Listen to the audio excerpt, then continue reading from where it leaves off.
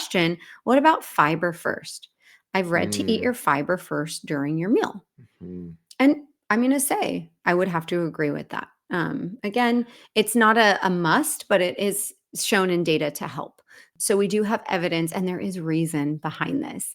We do know that certain foods are broken down just in their structure a little bit more rapidly. Something that is ultra refined, the harder to digest components of it that require more work out of your body have been stripped away, right? So take juice, apple juice versus an apple.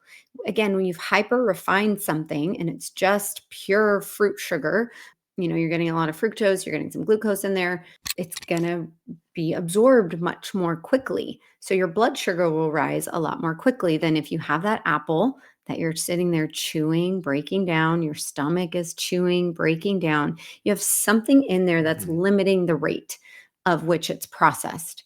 So in that case, absolutely, having fiber in the meal, but we've seen if we have it first, it kind of just takes more time. So it's slowing mhm, down the rate of the absorption.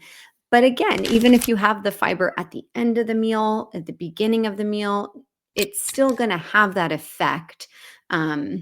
It just matters to which rate that you're having it. So overall, I would say this one's pretty simple and sensible, and that one makes sense. And we have evidence to show it too. And then, but to clarify that though, that's not to say like if you're eating, let's say, a bowl or like a dinner, you're not eating like your broccoli, cauliflower, carrots, and then waiting 30 minutes to then eat Mm, your tofu, and then waiting 30 minutes or whatever the time frame is to then eat some fruit for dessert, right? yeah. That's not what we're saying when we say Mm-mm. fiber first. We're saying majority of your plate is great whole food fiber. Non-starchy vegetables are great, especially if you're looking to maintain healthy body composition. So that would be Balanced blood like sugar.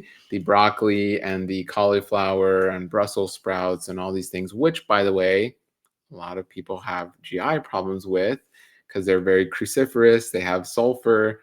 That's a whole nother thing. Move on. Move on. That's a whole nother topic. But to really show, again, it speaks to how well is your gut, right? So if we're telling you Mhm. eat more of these non-starchy, fiber-rich vegetables, and you're going, I can't, red flag, right? Mhm. But we're saying eat more of those on your plate, so you can have that with your quinoa and beans, and also fruit.